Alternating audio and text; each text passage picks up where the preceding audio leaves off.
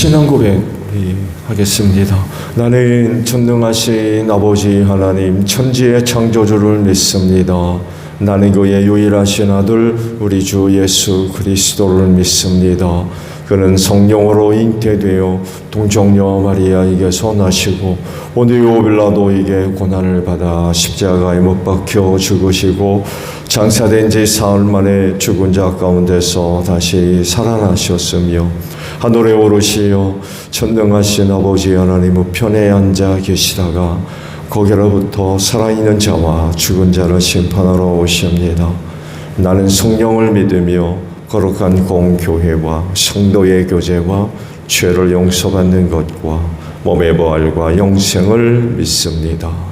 아멘. 200장 찬송하죠.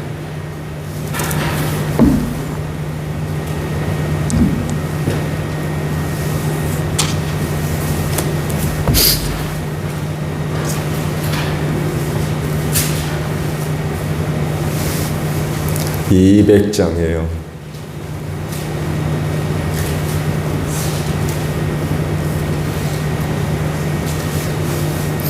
달고 묘한 그 말씀 생명의 말씀은 귀한 그 말씀 진실로 생명의 말씀이 나의 길과 믿음 밝히 보여주니 아름답고 귀한 말씀 생명샘이로다. 아름답고 귀한 말씀 생명샘이로다. 귀한 주님의 말씀은 새로되 되도다. 모든 사람을 살리는 생명의 말씀은 값도 없이 받아 생명길을 가니 아름답고 귀한 말씀 생명샘이로다.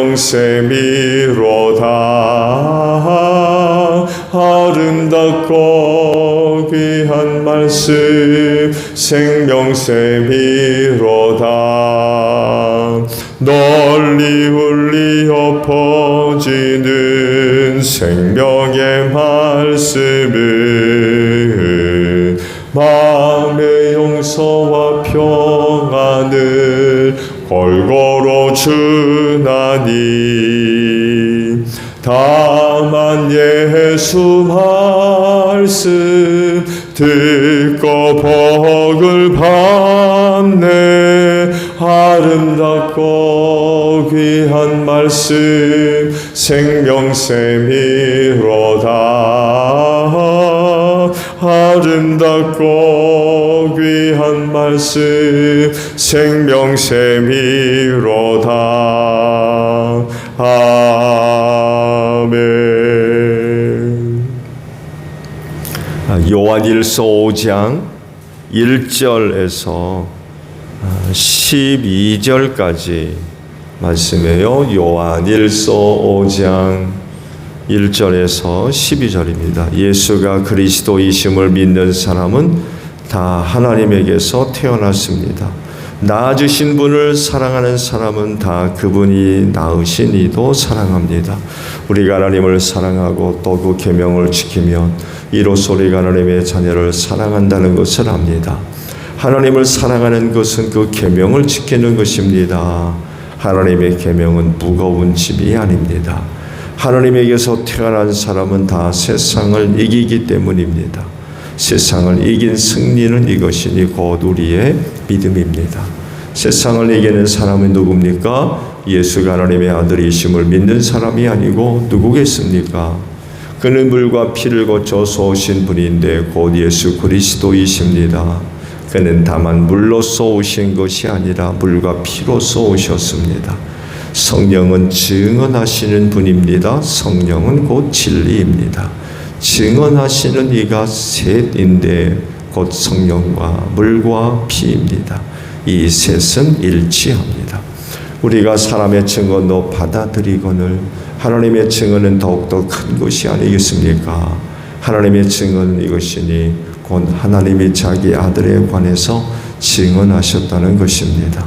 하나님의 아들을 믿는 사람은 그 증언을 자기 속에 가지고 있습니다. 하나님을 믿지 않는 사람은 하나님을 거짓말쟁이로 만들었습니다.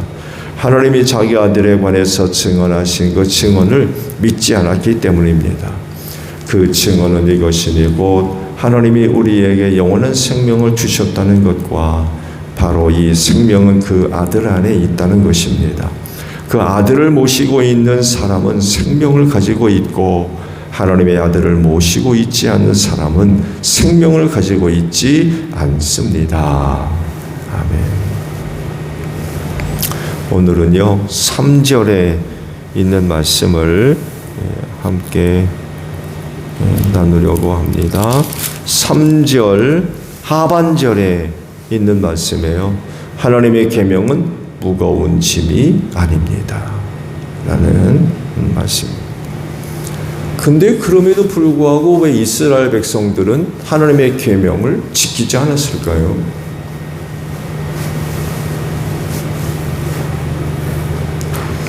지킬만 하니까 주신 건데 그렇잖아요. 지키지 못할 것을 주실 리가 없잖아요. 근데 왜 이스라엘 백성들은 율법을 따르지 않았을까요? 왜일까요? 이거는 오늘 우리에게도 똑같은 질문입니다. 하나님을 섬긴다라고 하는데 하나님의 말씀을대로 살지 않는 거죠. 왜 그럴까요? 요한은 예수님을 두고 이렇게 이제 표현을 하셨어요. 다른 복음서와는 아주 상이하게 다른 그런 그 요한만의 독특한 그런 그 내용들이 있죠. 그래서 더욱더 요한복음의 그 가치를 더해주고 있는 것 같은데 그 요한의 복음을 보게 되면 예수님과 관련된 그의 표현이 정말 아주 독특합니다. 특히 1장 이하의 말씀들을 보게 되면은 예수님을 두고 이런 표현들을 하죠. 태초의 말씀이 계셨다. 이 말씀이 하나님과 함께 계셨는데 그 말씀이 곧 하나님이다 라고 표현을 합니다. 이 말씀을 보게 되면 말씀과 하나님이 동일한 분으로 소개를 하지만 또한 각각 다른 분으로 표현을 하고 있어요. 삼위일체 하나님을 표현하는 아주 요한만의 탁월한 그런 그 표현이라고 할 수 있죠. 근데요, 주의를 기울일 부분이 하나 있어요. 다른 게 아니라 그분, 예수겠죠? 그리고 그분들 하게 되면 하나님을 포함한 그런 표현이 되겠고요. 그거를 말씀이라고 표현했어요. 말씀. 아들은 아들이고 하나님은 하나님이고 예수는 예수이고 야훼는 야훼가 될 텐데 이 둘을 가리켜서 말씀이라고 표현을 했습니다. 그분들은 말씀이라는 거죠, 결국. 그분들은 말씀. 말씀으로 하나가 되어 있는 분들. 아들도 말씀이고 하나님도 말씀이라는 이런 사실이 뭘 얘기하고 있는 걸까요? 그건 다른 것이 아니라 그 말씀을 대하는 자세에 영향을 주어요. 왜? 그분들이 곧 말씀이기 때문에. 그리고 하나님을 섬기는 사람들이라고 하면 그 말씀을 어떻게 대해야 되느냐는 거죠. 그래서 이와 같은 말씀은 곧 하나님을 대하는, 말씀을 대하는 그런 그 자세에 영향을 주게 된다는 거죠. 그래서 실제적으로 성경 말씀을 대하는 자세는 곧 하나님에 대한 자세와 곧바로 연결이 됩니다. 즉 말씀을 청종하는 사람은 곧 하나님을 사랑하며 하나님을 섬깁니다. 그러나 말씀을 청종하지 않으면 그 반대겠죠? 그건 당연한 겁니다. 하나 틀리지 않습니다.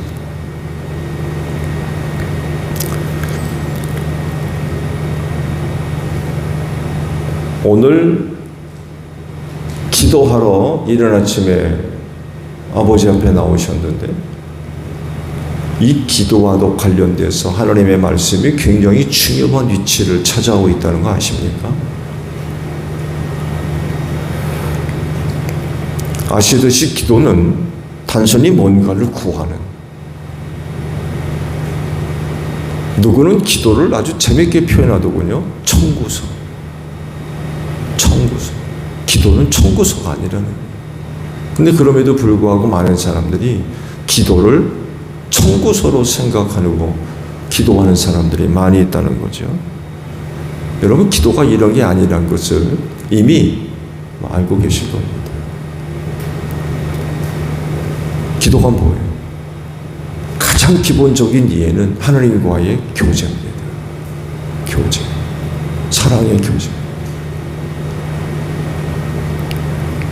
서로 사랑하는 관계에서 교제와 그 교제 속에서 오가는 허물 없는 대화. 사랑하는 사람들끼리 나누는 대화에 격식이 있습니까? 그 오가는 대화가 참 자유로워요. 부드럽고 사랑하는 사람 사이에 오가는 대화 안에는 허물이 없어요. 격이 없고.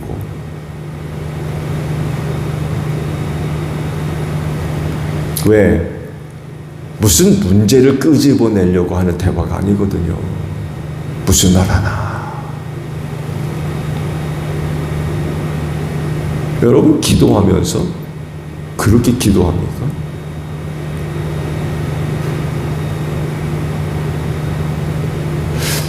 그래서 부탁을 드리는데요. 오늘 아침 여러분 기도하실 텐데 기도의 격식을 한번 깨뜨려볼. 전능하신 하늘 아버지, 우주 만물을 창조하시고 격이 없는 대화, 하나님과의 사랑의 격이 없는 대화.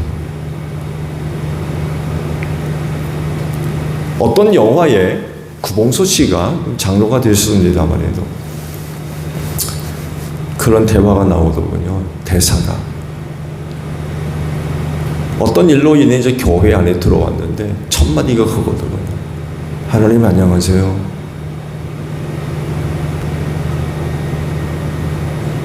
하나님 안녕하세요.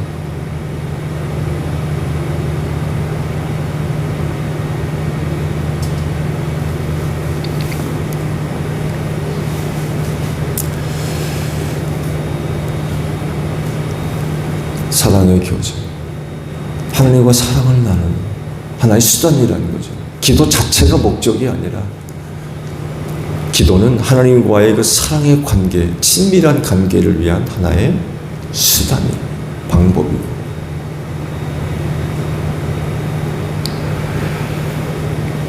말씀을 드린 대로 서로 사랑하는 관계에서 또 사랑의 교제와 그 교제 속에서 오가는 대화는 허물이 발생하지 않습니다. 너 왜 그런 식으로 말하냐? 이런 얘기가 없어요. 왜? 사랑하기 때문에. 의도적으로 허물 찾아내려고 그런 식으로 얘기하지 않거든요.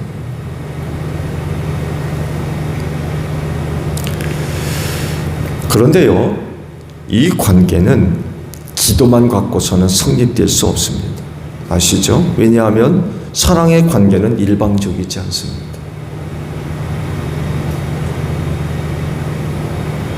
즉 사랑의 관계에서 기도가 있다고 하면 다른 한쪽으로는 상대방이 하는 말을 들어야 돼요. 나만 실컷 얘기하고 상대방이 듣는지 안 듣는지 나 혼자만 할 얘기 다 하고 자리에서 일어나는, 그게 무슨 사랑의 관계? 오늘 여러분이 기도가 되려면 하나님이 하시는 말씀을 들어야 됩니다. 이런 것 하나 안 듣고 내 할 얘기만 잔뜩 하고는 그냥 가버리면 그게 무슨 사랑의 관계예요. 그래서 하나님과의 사랑의 관계에서 이 기도가 탁월한 수단인데, 이 사랑의 관계가 온전히 이루어지려면 그날 내게 주시는 말씀을 들을 줄 알아야 돼요. 그렇지 않나요? 우리 인간 사이에도 생각해 보세요. 만나자고 해서 만났는데 상대방이 자기 할 얘기만 다 얘기하고는 잘 있어? 그냥 가버리네? 그게 뭐예요? 여러분, 이런 일이 반복된다고 생각해 보세요. 다음에 만나자고 연락하면 만나겠습니까? 자기 혼자 실컷 떠들고 나 혼자 버려두시 가버리는데 무슨 만나서 뭐예요? 그렇지 않나요? 그런 연락 달갑지 않을 겁니다. 안 만나려고 그러고요. 여러분, 기도도 이렇습니다. 하나님과의 사랑의 관계를 위한 탁월한 수단인데, 이렇게 상황이 벌어지게 되면 기도는 의미가 없는 거예요. 그럼 무슨 의미가 있어요?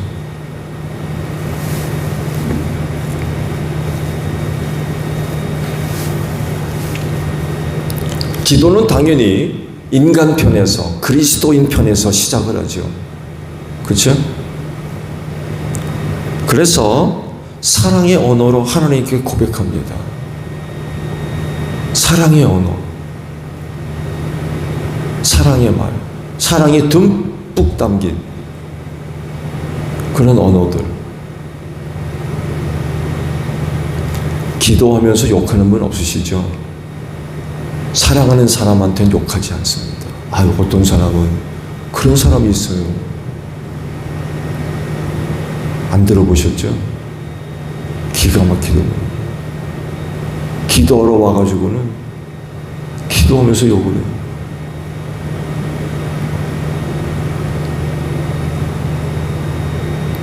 말도 안 되는 거죠.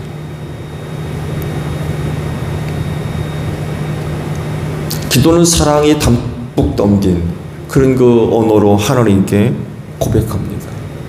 말을 하는 거죠. 하나님과 대화를 하는 거예요. 하나님께 말을 꺼내는 거예요. 사소한 것까지도. 하나님, 우리 집에 오늘 강아지 새끼 태어났어요. 사소한 것까지. 사소한 것 이상으로 아주 긴밀한 것까지. 그게 가능한 건 사랑하기 때문에 허물이 없어요.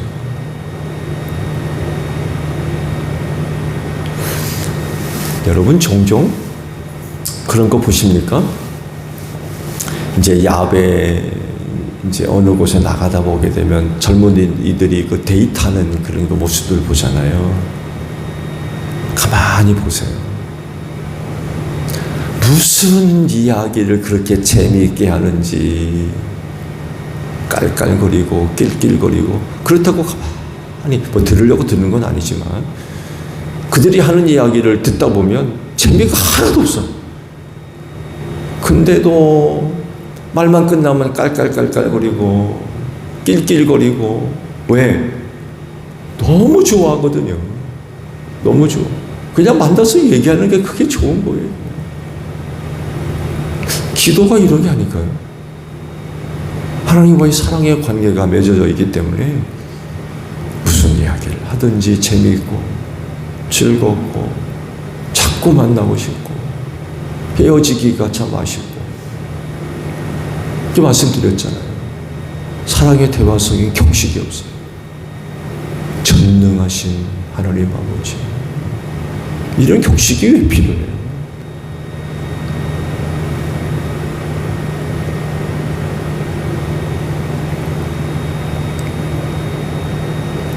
사랑이 듬뿍 담긴 언어들로 하나님 아버지 앞에 이야기를 시작합니다. 그리고 말씀은 누구로부터 옵니까? 하나님으로부터 옵니다. 그래서 하나님과의 사랑의 관계는 두 가지가 동시에 있어야 돼요. 듣는 것과 말하는 것. 말씀드렸잖아요. 다만 실컷 떠들고 안녕히 계세요. 하나님 버려두시고 그냥 가버리는. 그렇게 해서는 안 된다. 그래서 기도하는 자리에는 뭐가 있어야 돼요? 말씀이 있어야 돼요. 말씀.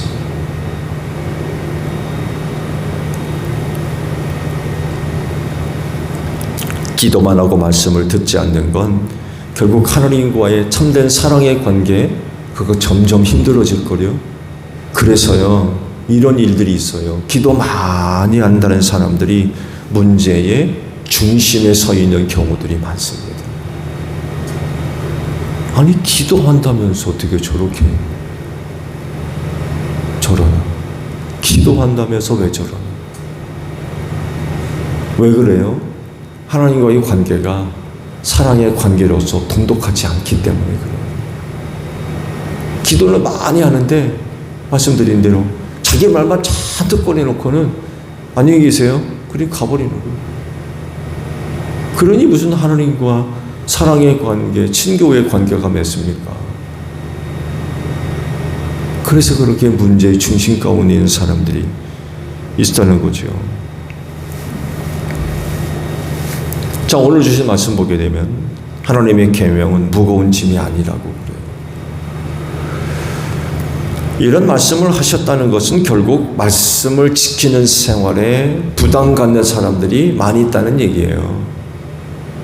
안 지키든 못 지키든 그 하나님 말씀 자체에 대해서 굉장히 마음에 부담을 갖는 이들이 있다는 거예요. 근데 계명은 무겁지 않대요. 계명은 무거운 게 아니래요. 자, 질문할까요? 어떻게? 하나님의 계명이 무거운 짐이 되지 않는 방법. 어떻게 하면 하나님의 말씀이 무겁지 않은 그 어떤 것보다도 가벼운 그런 것이 될 수 있을까요?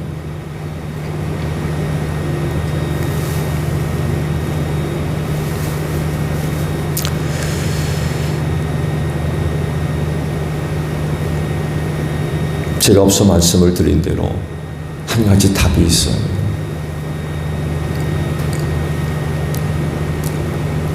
하나님 사랑하면 됩니다.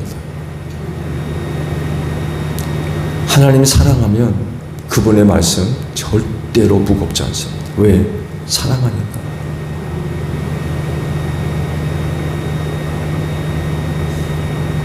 그분 사랑하면 싫어하는 거 있어요? 사랑하는데 싫어하는 게 어디 있어요? 사랑하면 싫은 것도 없고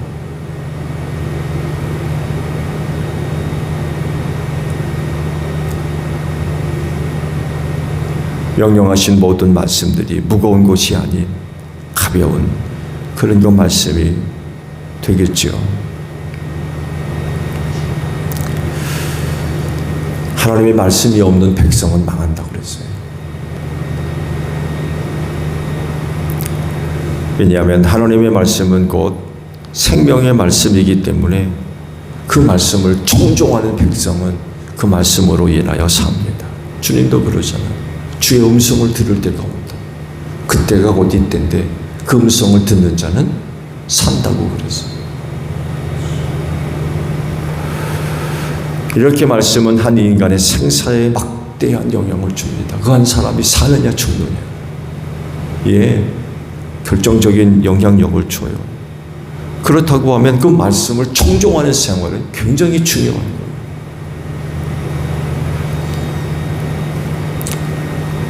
그래서 하나님을 사랑하는 사람들에게 그 말씀은 결코 짐이 되지 않습니다.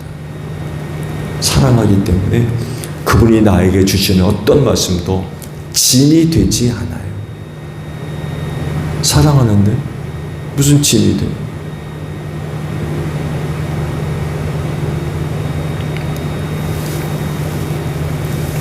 그래서 말씀은 어떻게 대해야 되느냐라고 할 때에 하나님 사랑이 그 기초가 돼야 돼요. 하나님 사랑으로 그 말씀을 대해야 됩니다.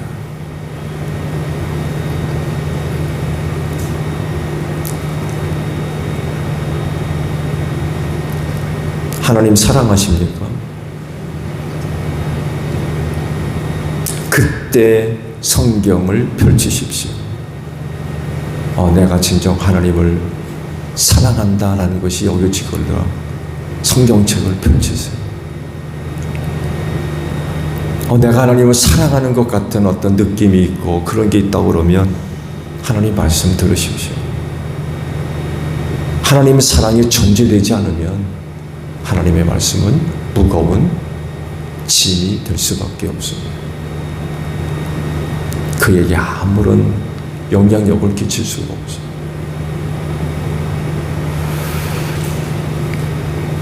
하나님이 말씀이 없이는 살 수 없는 사람들인데, 그렇다고 하면 그 말씀을 위해서 우린 정말 하나님을 사랑해야 될 줄로 믿습니다. 오늘도 삶 속에서 하나님 사랑이 복되게 고백될 수 있는 여러분들이 되시기를 바랍니다. 주기도문합니다. 하늘에 계신 우리 아버지, 아버지의 이름을 거룩하게 하시며 아버지의 나라가 오게 하시며 아버지의 뜻이 하늘에서와 같이 땅에서도 이루어지게 하소서. 오늘 우리에게 일용할 양식을 주시고 우리가 우리에게 잘못한 사람을 용서하여 준 것 같이 우리 죄를 용서하여 주시고 우리를 시험에 빠지지 않게 하시고 악에서 구하소서. 나라와 권능과 영광이 영원히 아버지의 것입니다. 아멘. 기도하겠습니다.